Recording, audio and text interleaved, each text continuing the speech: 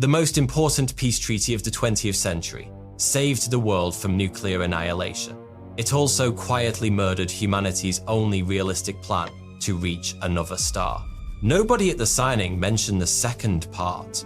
This raises a question that deserves more attention than it gets. What happens to a species that possesses the technical means for interstellar travel, and then, for reasons that are entirely rational, decides never to use them? The year was 1963. The document ran to 11 pages.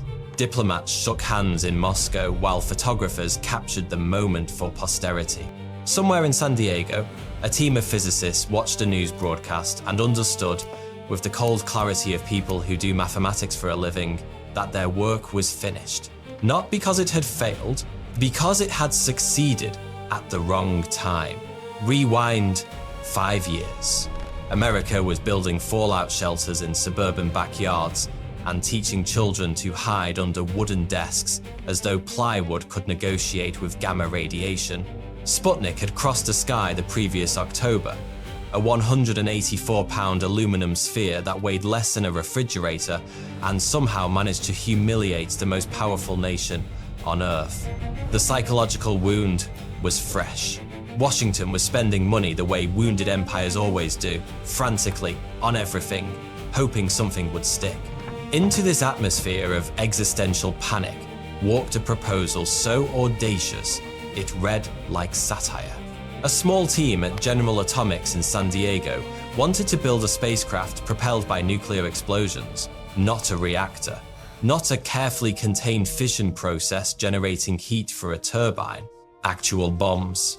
Ejected out the back of the vehicle at 3-second intervals during acceleration, each one detonating in the vacuum behind the ship, each blast pushing it faster. DARPA, then still called ARPA, barely 6 months old, and desperate for projects that sounded like the future, agreed to fund it. The intellectual pedigree was impeccable. Stanislaw Ulam, the Polish-born mathematician who had co-designed the hydrogen bomb, first proposed a general concept of nuclear pulse propulsion in 1946. Preliminary calculations followed in a 1947 Los Alamos memorandum he co-authored with Frederick Rines. By August 1955, Ulam and Cornelius Everett had filed a classified paper that eliminated the combustion chamber entirely. Their design was elegant in its brutality. Bombs ejected rearward, followed by solid propellant discs. The detonation would vaporize each disc into superheated plasma traveling at obscene velocities. That plasma would slam into a massive steel pusher plate mounted on the ship's stern. The ship would move. Repeat until you reach the stars. Here is where the numbers stop sounding like engineering and start sounding like theology. The mission profile for Project Orion did not target Mars. Jupiter and Saturn were never seriously considered. The flight plan called for Alpha Centauri, 4 light-years distant. A journey lasting 133 years at 3% the speed of light, powered by approximately 300,000 sequential nuclear detonations. The ship itself would mass roughly 4,000 tons, comparable to a naval destroyer. Or, if you prefer your analogies vertical, the Empire State Building laid on its side. The crew would be multi-generational. Children born in transit would grow old and die before arrival. Their grandchildren would walk on alien soil. Freeman Dyson ran the calculations. Ted Taylor, the bomb designer who had miniaturized nuclear weapons at Los Alamos until they fit inside artillery shells, engineered the delivery mechanism. Between them, they represented perhaps the most dangerous combination in intellectual history. A theorist who could see no mathematical reason it wouldn't work, and a weapons engineer who could see no practical reason it couldn't be built. By 1959, the team was testing scale models in the desert. They launched them with conventional explosives. The pusher plates absorbed impact after impact without deforming. The reports filed during this period share a remarkable quality. They read not as proposals, but as progress updates. The language assumes the future. Timelines are stated, not speculated. Purchase orders were drafted for materials. Astronauts were discussed. 5 years of funding sat in their accounts. The most formidable minds in nuclear physics worked 12-hour days in a building that smelled like machine oil and ambition. A plan to make the human species immortal, or at least interstellar, which in the long run amounts to the same thing, was taking shape on drafting tables and in wind tunnels. What they did not have was time. Because 90 miles off the coast of Florida, something was about to happen that would make every nuclear weapon on Earth suddenly seem like a very bad idea. Even the ones pointed at the stars. The machine began with a plate, steel 6 inches thick, curved slightly like a shallow bowl, and polished to a mirror finish on its underside. This was the pusher plate, the single component upon which every calculation, every ambition, and every career at General Atomics ultimately rested. Behind it, pneumatic shock absorbers the size of redwood trunks would compress and extend in rhythm, converting the violence of sequential nuclear detonations into something the human spine could survive. Above that, a magazine, not unlike the rotating drum of a revolver, scaled up to the dimensions of a cathedral, holding thousands of miniaturized nuclear devices, each roughly the yield of the Hiroshima bomb, each weighing less than 100 pounds. The sequence was elegant in its brutality. Every 3 seconds, a bomb would be ejected through a hole in the center of the pusher plate. A fraction of a second later, a disc of tungsten would follow. The bomb detonates. The tungsten vaporizes into plasma, traveling at 100,000 miles per hour. The plasma strikes the plate. The ship accelerates. Repeat for 6 months. By the end of that burn, the vessel would be traveling at roughly 3% of the speed of light, fast enough that the stars ahead would begin to blue shift, their light compressed into frequencies the naked eye would register as subtly, eerily wrong. Freeman Dyson ran the numbers and called nuclear pulse propulsion the most efficient propulsion system physically possible. Ted Taylor, who had designed the bombs themselves at Los Alamos before joining the project, offered a different assessment. He called it the only honest use for these goddamn things. What made Orion uniquely dangerous to the imagination was not its audacity, but its plausibility. The 1959 test flights at Point Loma proved the concept worked at small scale. Models called hot rods and put-puts, propelled upward by sequences of conventional explosive charges, flew with stability that startled even the optimists. The pusher plate survived. The shock absorbers functioned. The physics, theoretical since Ulam's 1955 paper, became empirical on a test range overlooking the Pacific. Film footage exists. The models rise on pillars of fire, wobbly but climbing. Something about watching them is deeply unsettling, not because they fail, but because they so obviously work. This meant the mission profiles were not fantasies. Test flights by 1964, a manned expedition to Mars by 1968, 3 years before Apollo 11 would make the comparatively modest journey to the moon. Saturn by 1970, and the capstone, a generation ship to Alpha Centauri, 4 light-years distant, arriving in approximately 133 years. The vessel for this final mission would mass 4,000 tons at minimum, closer to 40,000 in the more ambitious designs. A crew that would live, reproduce, and die aboard a spacecraft the size of a city block, propelled by 300,000 sequential nuclear detonations. Purchase orders were drafted. Astronaut recruitment was discussed in formal memoranda. Negotiations with the Atomic Energy Commission proceeded through channels that assumed approval was a matter of scheduling, not principle. DARPA's funding was real, not exploratory grants, but operational budgets with line items for fabrication. NASA expressed formal interest. The Air Force, which saw in Orion a potential weapons platform of incomprehensible strategic value, pushed hardest of all.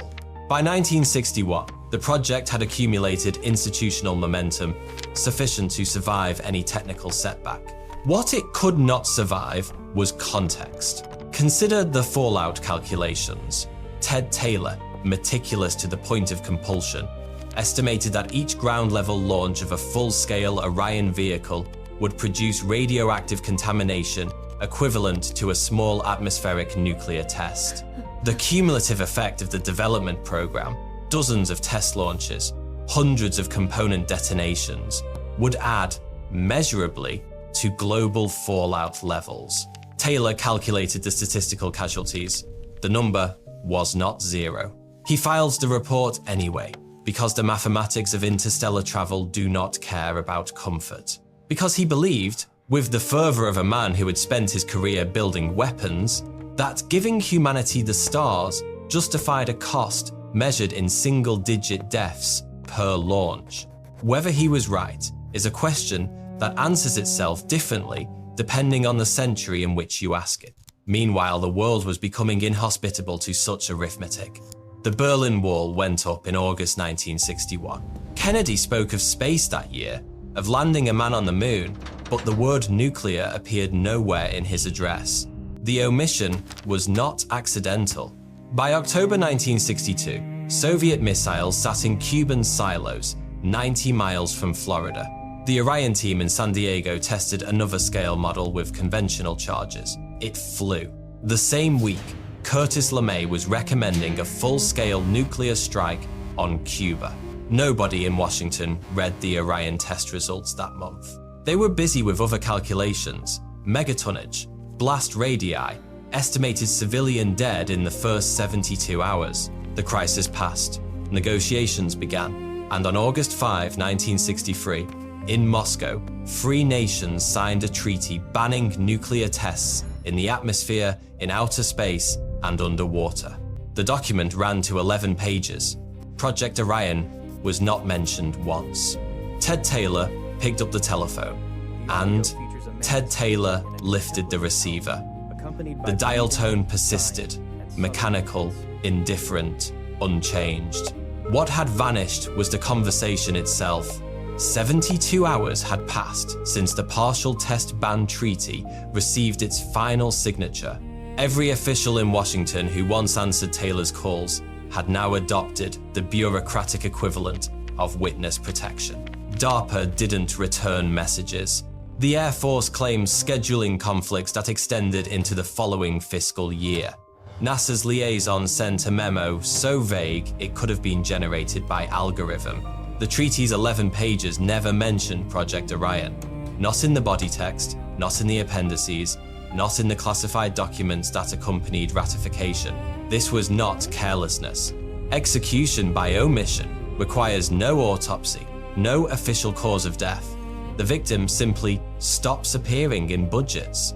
What the document banned was precise.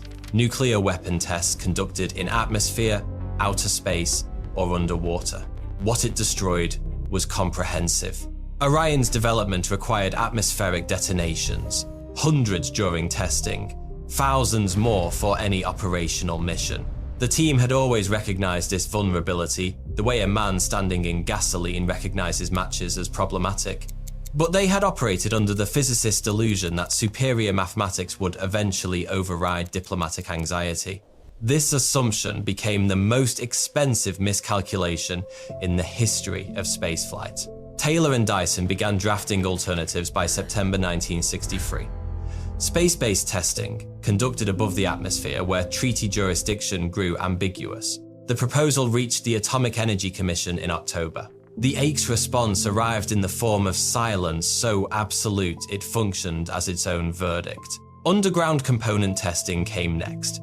Isolated detonations to validate pusher plate dynamics without full atmospheric launch. NASA reviewed the submission, calculated the funding requirements, and declined with language so courteous it approached sadism. Not consistent with current programmatic priorities. Current programmatic priorities. The phrase warrants examination. In 1963, NASA's priorities included reaching the moon before 1970. A goal that was, by honest engineering assessment, less technically ambitious than what Orion had already demonstrated at miniature scale. The Saturn V would deliver 3 men to a destination 240,000 miles distant. Orion was designed to transport thousands of colonists to star systems 25 trillion miles away. One project received the full backing of the United States government. The other received a filing cabinet in San Diego. The disparity stung not because it was unjust, but because it was logical. Kennedy had promised the moon. Nobody had promised Alpha Centauri. Democratic societies fund what they have promised, not what they might achieve. Orion died of democracy functioning precisely as designed. The story resists the shape we want to impose on it. There is no villain. Freeman Dyson understood this with a clarity that must have felt like swallowing glass. The treaty was necessary. Atmospheric testing had already deposited measurable quantities of strontium-90 in the bones of children born after 1955. A fact the Orion team knew because several of them had helped calculate the fallout tables. An Orion launch from Earth's surface would have added its own contribution. Radioactive particulates distributed across the upper atmosphere, settling into soil and water and milk over a period of years. The dosage would have been small, statistically negligible, the engineers argued. But statistically negligible provides no comfort to the statistic.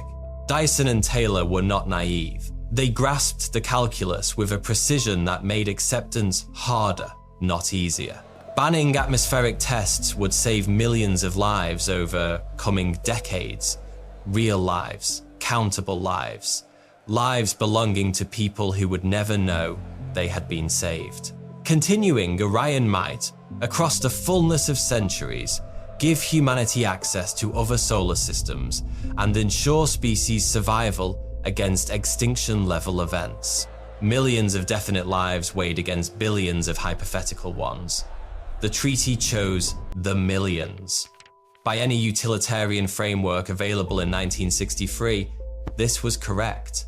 Being correct and being bearable are entirely different propositions. The question has refined itself through 3 decades of classified engineering and 6 decades of institutional silence. Could humanity have reached the stars? Did it choose not to? Yes, twice over. The physics Stanislaw Ulam committed to paper in 1955 remains unchallenged. Ted Taylor's engineering, refined across 5 years of testing at General Atomics, has never been disproven. The scale model flew in 1962. The same week the world nearly ended. Every propulsion system developed since. Chemical rockets, ion drives, solar sails, the much celebrated engines carrying rovers to Martian craters operates at a fraction of Orion's calculated efficiency. Freeman Dyson called nuclear pulse propulsion the most efficient system physically possible. No physicist has contradicted him. What emerges is not a failure of nerve, but something more structurally entrenched. A civilizational asymmetry between the timescales of survival and the timescales of transcendence.